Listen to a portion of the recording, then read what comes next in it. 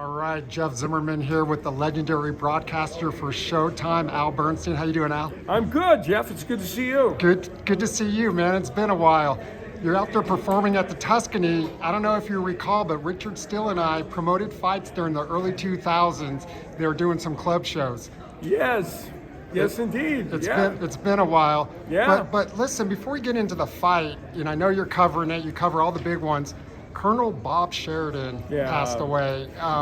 Give us just a quick memory. Bob was a larger than life figure who announced thousands of boxing matches over his long career, and he was the true boxing character and a very good guy. And it's sad to see him to lose him. And but he made everybody smile that was around him. When was the last time you saw Colonel? Saw him about 4 months ago. I talked to him on the phone about a month ago. We chatted briefly, and he seemed like he's doing okay. But obviously his physical issues got the better. Sure. So you're sad loss. Yeah, for sure, for all of boxing. Yeah. So Al, you're here covering one of the biggest fights of the year, per usual. Yeah, I'll be announcing it on the pay-per-view on Saturday.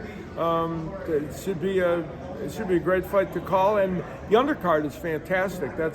I'm really looking forward to that as well. How do you see the fight going?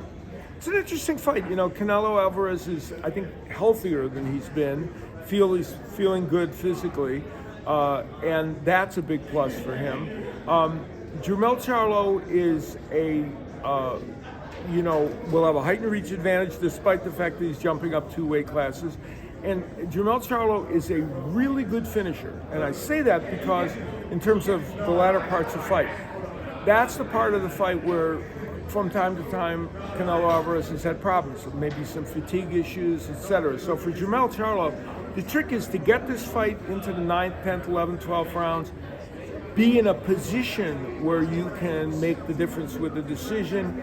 Going to be hard to knock out Canelo, who has never been down, never been knocked out, has a great chin. But for Canelo, and of course sometimes Charlo will get decisions that they're being leaning to him, although he didn't get the decision against Bivol. So Charlo needs to get to those rounds to have a good opportunity. Canelo would like to win enough of those early rounds so that even if there's a problem for him later, he's able to get past it. You think it goes to distance? Yes, I do. I think it's likely to go to distance. For Canelo, or? Oh, I don't know. I don't predict fights when I'm announcing them, so I won't say one way or the other. But Canelo, as rightfully is the favorite, he should be the favorite. However, this is a fight that, since it was announced, a lot of people thought it was, back then it was a tough pull for Charlo, but I think more people have come around to the idea that it is a winnable fight for Charlo. You mentioned the stacked undercard, and it is stacked, and I'm looking forward to that Jesus Ramos and Erickson Lubin. What about that fight? Great fight, fantastic fight. I think that is going to be a total war, and I think the fight between the 2 middleweights, Elijah Garcia and Jose Resendez, is going to be a war. And I think Barrios and Ugas, even though Ugas comes right there and he's in front of you. Barrios is still more of a boxer, but I think they're going to engage a lot in that fight, and I think that's going to be interesting. There's been some talk about Showtime maybe hanging up the gloves. Well, I don't know. A lot of rumors floating around, but we'll see what happens. Yeah. I mean, I know Jim Lampley's been here. Have you had a chance to talk to Jim? I did see Jim. Yeah, I haven't seen him for a while, so that was fun. Yeah, obviously HBO going away. We need you guys. We need you for the sport. Yeah, no. We've had a great year. Showtime's had a great year this year and a great last couple of years. So people have written us off before. It's always premature to do that.